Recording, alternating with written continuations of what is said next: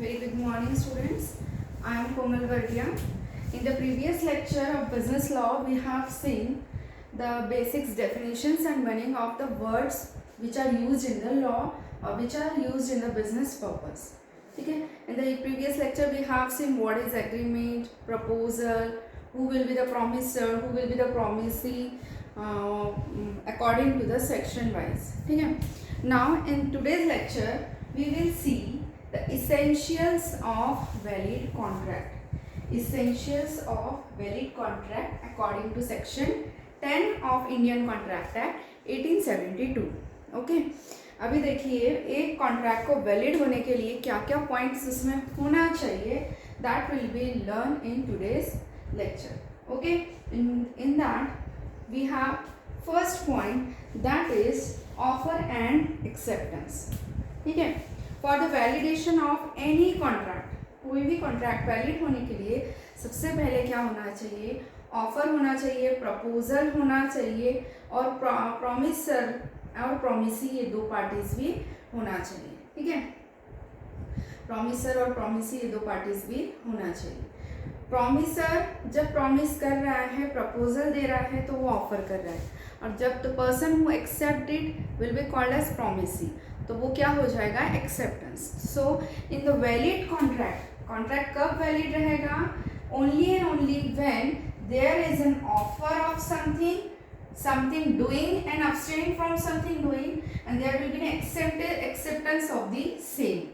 जो प्रपोजल आया है उसे एज इट इज एक्सेप्ट करना for doing something and for doing abstain from something. Got it? So first one is offer and acceptance. Now second one is intention to create legal relationship. ठीक है, कोई valid contract, अभी हम लोग सारा lawful language में देख रहे हैं, लॉ है, तो इसमें सबसे इम्पॉर्टेंट क्या होगा, यदि आप जब भी कॉन्ट्रैक्ट बना रहे हो तो वहाँ पर पार्टीज का इंटेंशन कैसा होना चाहिए, to create legal relation, to create legal relation both between the promiser and between the promisee. Even promiser should be in the mindset that he or she want to create a legal relation, and the promisee who is accepting the contract, he should be or she should be in the mental state that they want to create a legal relationship.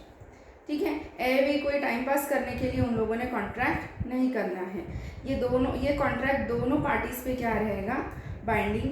ये इस तरीके के legal relationship पे ध्यान रखते हुए उन्हें क्या करना चाहिए, कॉन्ट्रैक्ट बनाना चाहिए, तभी वो कॉन्ट्रैक्ट क्या होगा, वैलिड होगा. ठीक है, so first point is offer and acceptance. There must be an offer and there must be an acceptance. And second point is intention to create legal relation. Intention to create legal relation. Now third one is contractual capacity. Third is contractual capacity. Contractual capacity means the person should be major. ठीक है, यदि कोई minor contract में enter करता है, यदि कोई minor means below the age of 18, यदि कोई माइनर कॉन्ट्रैक्ट में एंटर कर रहा है तो that will not be valid. ठीक है, तो ये क्या बोला है, कॉन्ट्रैक्चुअल कैपेसिटी होना चाहिए, दोनों पार्टीज़ क्या होनी चाहिए, मेजर होना चाहिए. इसके अलावा क्या क्या है आप लोगों को देखिए, कॉन्ट्रैक्चुअल कैपेसिटी के साथ साथ एक तो मेजर होना चाहिए, सेकंड होना he is of sound mind. ठीक है, ही और she should be of sound mind, यानी कोई पागल वागल नहीं होना चाहिए. आप कोई पागल के साथ कॉन्ट्रैक्ट नहीं कर सकते हो, तो he and she should be in a sound mind. Third one is he is of sound mind, and third one he is not disqualified from the contracting by any law, यानी उससे कोई jail या punishment नहीं होना चाहिए during the period in which you are entering into the contract. यदि किसी person को जेल हुई है या उसे कोई पनिशमेंट मिला है according to law, by law, कोई कोर्ट ने उसे सज़ा सुनाई है, और in that period you are not eligible to enter into the contract. For example, यदि कोई कोर्ट ने मुझे कोई सज़ा सुनाई है तो उस ड्यूरेशन में जब तक मेरी सज़ा पूरी नहीं हो जाती तब तक उस ड्यूरेशन में मैं कोई भी कॉन्ट्रैक्ट में एंटर नहीं कर सकती. That is called as should not be disqualified by any court. तो कॉन्ट्रैक्चुअल कैपेसिटी में कौन से 3 पार्टीज आती है? ही और she should be major, second one is sound mind and third one is not disqualified by any court. ठीक है, not disqualified by any court. Fourth one is free consent. Free consent means उस पर उसकी consent यानी जो भी उसकी permission है, उसकी इच्छा जो है, it should B free. Free consent means हमारी उसके लिए जो परमिशन है या हमारा इच्छा है वो फ्री होना चाहिए. किसी के फोर्स में आके हम लोगों ने वो कॉन्ट्रैक्ट नहीं करना चाहिए. That is called as free consent. Another essential of valid contract is the consent of parties which should be free. Under section 13, 2 or more parties are said to be consent when they are agree upon the same thing in the same sense. For example, A has 2 scooter. One is a Bajaj and second one is Vespa. He agreed to sell the one of his scooter to B. If A is thinking to sell Bajaj scooter and B is thinking to buy a Vespa scooter, the consent in the eyes of Vespa scooter, then A and B do not agree upon the same thing. ठीक है, इसमें क्या होना चाहिए? दोनों का जो intention है, दोनों की जो हम लोग बोलेंगे जो करना चाहते हैं वो दोनों का सेम लेवल पर होना चाहिए. यदि मेरे पास 2 स्कूटर हैं, मैं बजाज सेल करना चाहती हूँ लेकिन सामने वाली पार्टी सोच रही है कि वो वेस्पा लेने वाले, तो ये क्या हो गया? ये कॉन्ट्रैक्चुअल ये हमारी कंसेंट फ्री नहीं है. ऐसा एग्रीमेंट हम एंटर नहीं कर सकते. तो फ्री कंसेंट में सबसे पहला क्या है? कोअर्शन. कोअर्शन यानी प्रेशराइज नहीं होना चाहिए. सेकेंड वन इज मिसरिप्रेजेंटेशन, यानी हम लोग बोलेंगे दिखाना कुछ और करना कुछ, ऐसा नहीं होना चाहिए. Third one is fraud. Fraud करने का इंटेंशन नहीं होना चाहिए कि बाबा सामने वाले पार्टी से उसका परफॉर्म करा लेना और भाग जाना, तो ऐसा भी नहीं होना चाहिए.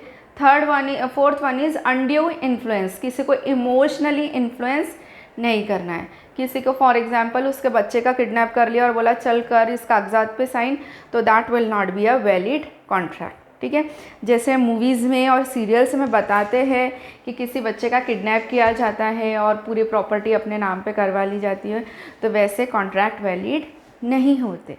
Got it. And next one is mistake. By mistake भी काफ़ी सारी, जैसे हम लोग देखें अभी एग्जांपल देखा है हमने स्कूटर का. मैं सोच रही थी कि मैं बजाज का स्कूटर सेल आउट करने वाली हूँ और सामने वाले ने सोचा है कि वो वेस्पा का स्कूटर खरीदने वाला है, तो ये क्या हो गई? Contract by mistake. तो ऐसे कॉन्ट्रैक्ट वैलिड नहीं होते. ठीक है, देखिए क्या देखा हमने फ्री कंसेंट में? First one is coercion. ठीक है, I will write the points over here. इसमें क्या क्या देखा हमने फ्री कंसेंट के लिए? कोअर्शन. ठीक है, second one is misrepresentation.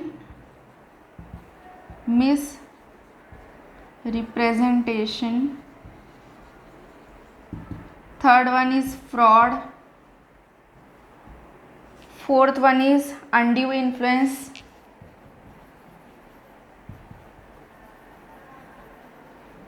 And fifth one is mistake. ठीक है, ये सारी चीज़ें कॉन्ट्रैक्ट करते टाइम नहीं होना चाहिए. ठीक है, again I am repeating the free consent because exam में हो सकता है कि आपको शॉर्ट नोट आ जाए व्हाट इज़ फ्री कंसेंट. तो इसमें दोनों पार्टीज़ की इच्छा होनी चाहिए कॉन्ट्रैक्ट करने की. सेम हम लोग बोलेंगे सेम कंडीशंस पे, सेम चीज़ों के लिए दोनों पार्टीज़ अग्री होनी चाहिए. उसमें सबसे पहले है क्या क्या नहीं होना चाहिए? कोअर्शन. किसी को आप चाकू रख के, किसी के गले पे चाकू रख के कॉन्ट्रैक्ट नहीं करवा सकते हो. ठीक है, यदि आप कॉन्ट्रैक्ट करवा भी रहे हो तो that will not be valid according to the Indian Contract Act 1872. Second one is misrepresentation. मैंने बताया दिखाना कुछ और देना कुछ और, ऐसा भी नहीं होना चाहिए, वो भी कॉन्ट्रैक्ट वैलिड नहीं होता है. Third one is fraud. Fraud करने के इंटेंशन से जो कॉन्ट्रैक्ट किए जाते हैं वो भी नहीं होना चाहिए. Fourth one is undue influence. अपने रिलेशन का गलत फ़ायदा उठाकर कॉन्ट्रैक्ट करना, ये अनड्यू इन्फ्लुएंस होता है, ठीक है। अनड्यू इन्फ्लुएंस, किसी को इन्फ्लुएंस करना अपने रिलेशंस का गलत फ़ायदा उठाकर, तो ये भी कॉन्ट्रैक्ट्स वैलिड नहीं होते हैं। जैसे एक जनरल एग्जांपल दे रही हूँ, ज़्यादातर क्या करते बच्चे, पापा मुझे फॉर एग्जांपल अभी मोबाइल का क्रेज़ चल रहा है, पापा मुझे फ़ोन दिला के दो नहीं तो मैं खाना ही नहीं खाऊंगा। तो ये जो कॉन्ट्रैक्ट हो गया, मैं नहीं तो मैं स्कूल ही नहीं जाऊँगा, ये वाले जो कॉन्ट्रैक्ट है ना, ये अनड्यू इन्फ्लुएंस है, ये अकॉर्डिंग टू लॉ वैलिड नहीं होते, ठीक है। It is a part of joke. And last one is mistake. By mistake enter हुए कॉन्ट्रैक्ट्स भी क्या होते हैं, वैलिड नहीं होते, ठीक है। गलती से कभी हम लोग बोलते हैं ना बाय मिस्टेक, मैंने बोला जैसे स्कूटर का एग्जांपल दिया, वैसे भी कॉन्ट्रैक्ट्स जो होते हैं वो वैलिड नहीं होते। Got it? Clear with the free consent, ठीक है। Fifth one is lawful consideration. In the last lecture only we have seen the meaning of consideration. Consideration means something in return, ठीक है, समथिंग इन रिटर्न। लेकिन जो return में मिलने वाला है, जो हमें कंसिडरेशन मिलने वाला है, वो भी क्या होना चाहिए, लॉफुल होना चाहिए। चल यार एक काम कर, तू ये हम लोग कॉन्ट्रैक्ट साइन करते हैं, इसके बदले में मैं तुझे एक पिस्तौल दे दूंगा, तो this is not a valid contract, okay. ये लॉफुल कंसिडरेशन नहीं है। लॉफुल कंसिडरेशन यानी किसी कॉन्ट्रैक्ट की उसकी जो वैल्यू है वो actual value, near by value उससे मिलनी चाहिए, that is called as free consideration. Next one is lawful object. Next one is lawful object. जब भी हम कॉन्ट्रैक्ट करते हैं तो एक कुछ ना कुछ पर्पज़ होता है हमारा, राइट। तो ये जो भी पर्पज़ है वो भी क्या होना चाहिए, लॉफुल होना चाहिए। सबसे पहले एक तो कॉन्ट्रैक्ट ही लॉफुल होना चाहिए, सेकंड उसका ऑब्जेक्ट भी लॉफुल होना चाहिए, थर्ड वन इज़ उसका कंसिडरेशन, दोनों पार्टी को जो उससे बेनिफिट्स मिलने वाले हैं वो भी लॉफुल होना चाहिए, ठीक है। Next one is agreement not expressively declared void. Government ने बहुत सारे ऐसे कॉन्ट्रैक्ट्स है जो ऑलरेडी डिक्लेयर किया है कि वॉइड है यानी वैलिड नहीं है। वैलिड नहीं है तो आप इस पर कॉन्ट्रैक्ट नहीं बना सकते हो, ठीक है। यदि वो वैलिड नहीं है तो आप उसको एग्रीमेंट नहीं बना सकते हो। For example, agreement made with the parties having no contractual capacity. जिनकी कॉन्ट्रैक्चुअल कैपेसिटी नहीं है उनके साथ आप एग्रीमेंट नहीं कर सकते हो। Agreement made under the mutual mistake, दोनों की गलती से जो एग्रीमेंट्स हुए हैं वैसे भी एग्रीमेंट वैलिड नहीं होते हैं। Third one is agreement with the unlawful consideration. Unlawful consideration या बोलेंगे हम जो भी हमें कंसिडरेशन मिल रहा है, जो भी हमारा ऑब्जेक्ट है वो भी क्या है, अनलॉफुल है। Agreement whose consideration and agreement having no consideration. यदि कोई एग्रीमेंट में कंसिडरेशन नहीं है, इसका मतलब आप क्या कर रहे हो, उस पर कोर्शन यूज़ कर रहे हो या अनड्यू इन्फ्लुएंस यूज़ कर रहे हो, तो ये भी कॉन्ट्रैक्ट वैलिड नहीं होते। Agreements in restrain of trade. Restrain of trade means होता है ट्रेड में बैरियर्स लेकर आना, ठीक है। जो हमारा ट्रेडिंग चल रहा है उसमें बैरियर लाना, that is called as restrain of trade, okay. Next one is agreement in restraint of legal proceeding. कोई जैसे हम लोग मूवीज़ में देखते हैं बहुत सारे किसी हम लोग बोलेंगे किसी पर्सन को ले जा रहा है कोर्ट में पेशी के लिए, ठीक है। वो क्या हम लोग बोलेंगे, डिफ़ॉल्टर को लेकर जा रहे हैं कोर्ट में पेशी के लिए और उसे बीच में ही रोक लिया, तो ये क्या हो गया, या फिर उसके एडवोकेट को आपने बीच में ही रोक लिया जब वो कोर्ट में जा रहा है, तो ये क्या है, कोर्ट की प्रोसीजर को रिस्ट्रेन करना यानी रोकना। ऐसे भी जो कॉन्ट्रैक्ट्स है वो वैलिड नहीं होते हैं। Agreement meaning, the agreement which meaning is uncertain, जिसका कोई सर्टनिटी ही नहीं है, पॉसिबिलिटी नहीं है, नॉट पॉसिबल टू परफॉर्म, ऐसे भी एग्रीमेंट्स होते हैं इनवैलिड, ठीक है। तो काफ़ी सारे ऐसे एग्रीमेंट्स हैं जो एक्सप्रेसिवली डिक्लेयर वर्ड किए हैं। ये इन सारी चीज़ें नहीं होना, ऑलरेडी गवर्नमेंट लॉ ने डिक्लेयर किया है कि ये सारी चीज़ें होनी चाहिए, और जब ये सारी चीज़ें नहीं है इसका मतलब वो क्या हो जाएगा, इनवैलिड होगा। Got it. Eighth one is certainty and possibility to perform. Whatever the contract you are entering, it should be certain and possible to perform. हम मूवीज़ में देखते बहुत सी बार, जैसे मैं तुम्हारे लिए चांद तारे तोड़ लाऊंगा, is it a possible, is it a certain, no, तो it is a invalid contract, ठीक है।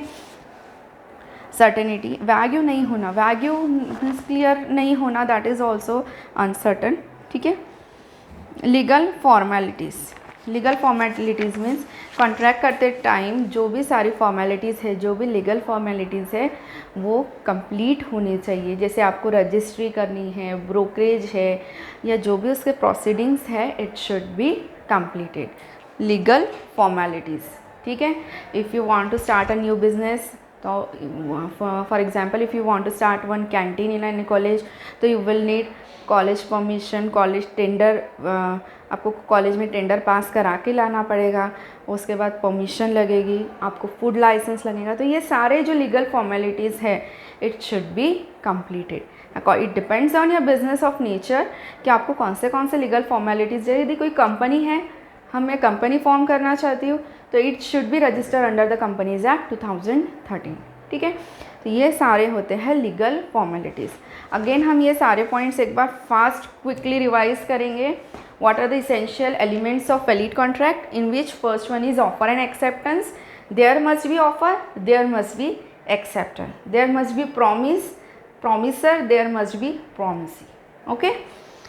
Second one is intention to create a legal relation. Both the parties should understand the contract properly, the conditions of contract, what the consideration they will get from the contract, they should understand all these things, ठीक है। Next one is contractual capacity. Again contractual capacity कौन सी होती है? He should be major, he should be of sound mind and he or she should not declare disqualified by any court, ठीक है। कोई legal bodies की तरफ से उसे डिस्क्वालीफाइड नहीं डिक्लेयर किया जाना चाहिए। That these parties only have the contractual capacity. Fourth one is free consent. देखिए एक ना कॉन्ट्रैक्चुअल कैपेसिटी में not declared disqualified by the court of law, इसका एक और एग्जांपल है हमारे पास। जैसे कि संजय दत्त है, एक्टर संजय दत्त, जब उन्हें पनिशमेंट मिला था, तो ड्यूरिंग दैट पीरियड, पनिशमेंट जिस दिन उनको डिक्लेयर हुआ वो पीरियड से लेकर जब तक उनकी पनिशमेंट कंप्लीट नहीं हो जाती, इन दैट पीरियड वो कोई भी अपना कॉन्ट्रैक्ट साइन नहीं कर सकते, ठीक है। कोई भी आपका एक्टिंग का कॉन्ट्रैक्ट या कोई भी मूवीज़ वो साइन नहीं कर सकते। हाँ, जो मूवीज़ उन्होंने ऑलरेडी साइन की हुई थी बिफोर डिक्लेयरिंग अ डिफ़ॉल्टर, और हम लोग बोलेंगे punishable under the act which ever he was get the punishment मिलने के बाद, और from that day till the punishment is completed, during that period he have not done a single contract of in the Bollywood, okay. तो एक बहुत easy example है for understanding it well. Next one is lawful consideration means something in return. तो जो भी दोनों parties को consideration मिल रहा है, it should B lawful. Next one is lawful object. हमारा ऑब्जेक्ट जो है किसी कॉन्ट्रैक्ट में एंटर होने का, that should be lawful. Seventh one is agreement not expressively declared void. यदि जैसे बोला है कि भाई माइनर कॉन्ट्रैक्ट में एंट्री नहीं कर सकता है, तो वो क्या हो जाएगा? Expressively declared void. इसको ऑलरेडी गवर्नमेंट ने वॉइड बताया, ठीक है। Eighth one is certainty and possibility to perform. Every contract or every condition of contract should be certain, should not be vague. Both the parties should able to perform their sides, ठीक है। both the parties should be able to perform their sides. Next one is legal part. देखिए एक ना certainty and possibility to perform का एक example देख रही हूँ। जैसे जितने भी आर्किटेक्चर थे, कॉन्ट्रैक्टर थे, बिल्डिंग मटेरियल से रिलेटेड बात कर रही हूँ मैं, इंजीनियर्स थे, ड्यूरिंग द कोविड पैंडमिक, अभी क्या हुआ था, गवर्नमेंट ने सारे कॉन्ट्रैक्ट्स पे क्या कर दिया था, बैन ला दिया था, भाई आप वर्किंग नहीं कर सकते हो। ड्यूरिंग दैट पीरियड क्या हुआ है ना, काफ़ी सारे इंजीनियर्स अपना कॉन्ट्रैक्ट जो भी उन्होंने टाइम लिमिट्स दी थी उसमें वो कंप्लीट कर ही नहीं पाए, बिकॉज परमिशन भी गवर्नमेंट ने बैन किया हुआ था। सेकेंड, लेबर्स नहीं थे उस ड्यूरेशन, जितना लेबर्स थे वो सारे अपने अपने घर चले गए, तो वो कॉन्ट्रैक्टर अपना कॉन्ट्रैक्ट कंप्लीट कैसे करा था? वॉज इट अ सर्टन और possible to perform? No, because हमारे पास जो रिसोर्सेज थे, एक हम लोग बोलेंगे वर्ल्ड वाइड एक हमारे पास पैंडमिक था, तो उस टाइम पे it was not perform to contract, ठीक है। तो it was not possible to perform during that. जैसे उस टाइम पे जो कॉन्ट्रैक्ट हुए हैं या दे आर नॉट वैलिड। ये पैंडमिक शुरू होने के बाद से लेके जितना गवर्नमेंट में टाइम ड्यूरेशन बैन किया हुआ था, ड्यूरिंग दैट पीरियड यदि किसी ने कॉन्ट्रैक्ट किया है तो दे आर नॉट वैलिड। हाँ, बिफोर डील किए हुए yes they are valid, but उस ड्यूरेशन के लिए वो क्या रहेंगे? बैन रहेंगे, ठीक है। And last one is legal formalities. जैसे कि मैंने कहा है कि आप जो भी बिज़नेस कर रहे हो, यदि आप पार्टनरशिप कर रहे हो, यदि आप कंपनी एस्टैब्लिश कर रहे हो, तो you should follow all the rules and regulation of that act, ठीक है। मैंने कहा है जैसे आप यदि कंपनी एस्टैब्लिश कर रहे हो तो you should be registered under the companies act. आपके BODs होना चाहिए, बोर्ड ऑफ डायरेक्टर्स होना चाहिए। उसके बाद मेमोरेंडम ऑफ एसोसिएशन आपका क्लियर होना चाहिए, आर्टिकल्स ऑफ एसोसिएशन आपका क्लियर होना चाहिए। तो ये सारी क्या है? एक आपके लीगल फॉर्मेलिटीज़ है कोई भी कॉन्ट्रैक्ट एंटर करने के लिए, ठीक है। Hope you understand. 9 पॉइंट्स है, वेरी इंपॉर्टेंट पॉइंट्स। यदि आपको एग्जाम में ये लॉन्ग क्वेश्चन आता है, what are the essential of valid contract, तो first of all you should write the meaning of contract, ठीक है। The agreement which is enforceable by law is called as contract. ये हुआ हमारा, उससे रिलेटेड थोड़ा सा explanation you have to write. After that you will right the essentials of valid contract. This 9 points should be included. It is given under the section 10, ठीक है। These elements are given under section 10। ये सारे points आपको अभी मन से हम लोग इसमें नहीं लिख सकते। जैसे लॉफुल रिटर्न लिख देगा कोई, इसको लॉफुल रिटर्न नहीं, हमको कंसिडरेशन ही लिखना है, क्योंकि लॉ की लैंग्वेज ही है जो हम लोगों को थोड़ा सा बाकी सब्जेक्ट से हट के बताती है, ठीक है। लॉ को हम चेंज नहीं कर सकते, जो लॉ है जैसा है उसके कोई वर्ड्स को हम लोग सब्सटीट्यूट नहीं बना सकते। कंसिडरेशन है तो you have to write the consideration, okay. Hope you understand all the essential elements of valid contract, and if you have any queries and any problem, please write down in the comment box. I will definitely try to solve your problem. Thank you.